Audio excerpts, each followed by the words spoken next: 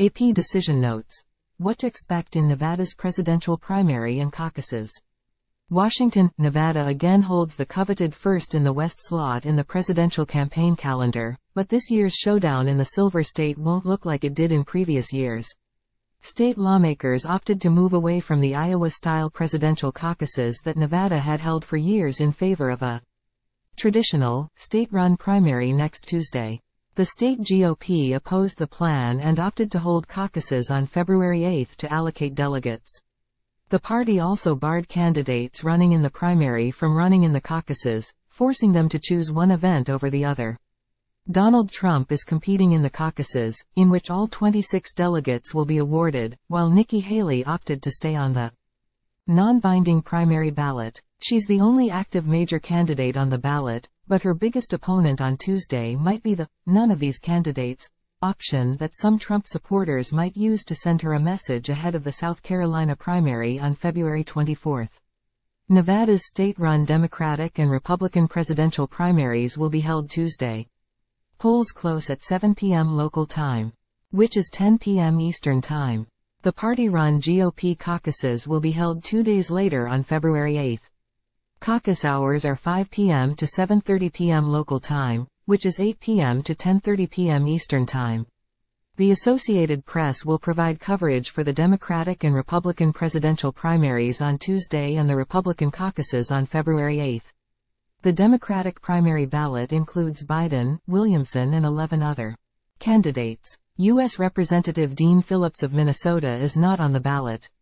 The Republican primary ballot includes Haley, who's a former UN ambassador and former South Carolina governor, along with former primary candidates Mike Pence and Tim Scott and 4 other GOP hopefuls.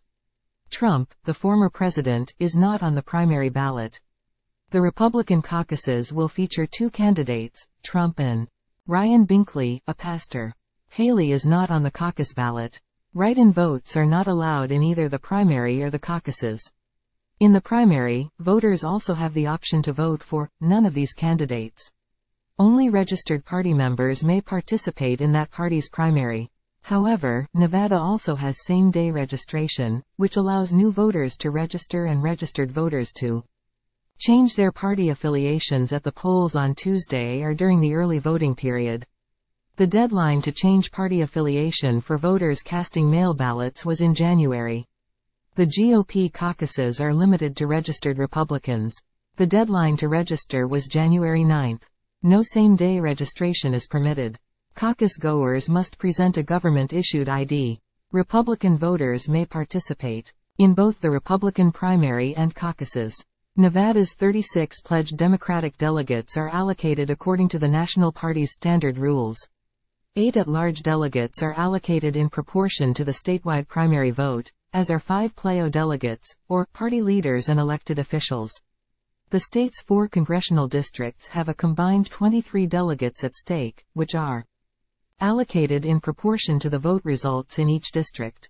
Candidates must receive at least 15% of the statewide vote to qualify for any statewide delegates and 15% of the vote in a congressional district to qualify for delegates in that district. The state's 26 Republican delegates are allocated in proportion to the statewide caucus vote on February 8. Candidates must receive at least 3.9% of the caucus vote to qualify for delegates. The GOP caucuses function like a party-run primary, only with very limited polling hours and no accommodation for absentee voting, except for a small handful of active-duty military voters. Caucus goers vote on paper ballots that are tabulated at each caucus site. Voters may cast ballots at any time during caucus hours and may leave immediately after voting. The statewide caucus results determine how many national convention delegates each candidate has won. The Associated Press will declare winners in both the Democratic and Republican primaries on Tuesday, as well as the Republican caucuses on February 8. In the primaries, Nevada law requires all elections for president and statewide offices to provide an option to vote for none of these candidates. According to the Nevada Secretary of State's office, only votes cast for named candidates are counted in determining the nomination or election to these offices. In other words, the none of these candidates option can't win delegates in contests in which delegates are at stake, or electoral votes or be elected president, governor or U.S. senator. However, if the none of these candidates ballot option receives the highest number of votes in an election, the AP will declare none of these candidates as the winner of the race, or, in other words, that it has received more votes than any candidate. In this circumstance, the AP would also declare which candidate placed second behind none of these candidates. Any delegates at stake in the primary will be calculated using only the vote results of candidates. This is in keeping with the unique nature of a presidential primary, which is unlike other elections in that the winner isn't elected to office or doesn't advance to a subsequent round of voting as a result of the victory. Being the top vote-getter in a presidential primary usually entitles a candidate to more delegates, but no delegates are up for grabs in the Nevada Republican primary, in which the only thing at stake is bragging rights.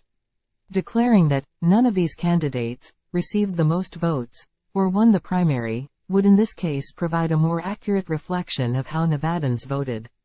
As of January 1, there were about 2.3 million registered voters in Nevada.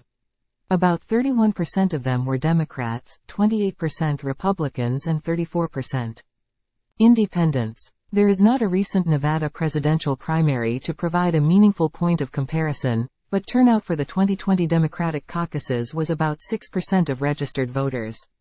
In addition to a one-week in-person early voting period, all registered voters in Nevada are sent a primary ballot by mail, unless they opt out. As of Wednesday, nearly 124,000 Nevadans had already cast their primary ballots, about 61% in the Democratic primary and 39% in the Republican primary. In recent state primaries, 56% of voters cast ballots before primary day in 2018, while 78% did so in 2022. The 2020 state primary was an all-vote by mail election because of the coronavirus pandemic. In the Republican caucuses, voting must take place in person at the caucus site on caucus day, although allowances are made for active duty military voters. In Nevada's state-run elections, polls close at 10 p.m. Eastern Time, but the state typically does not release vote results until after that.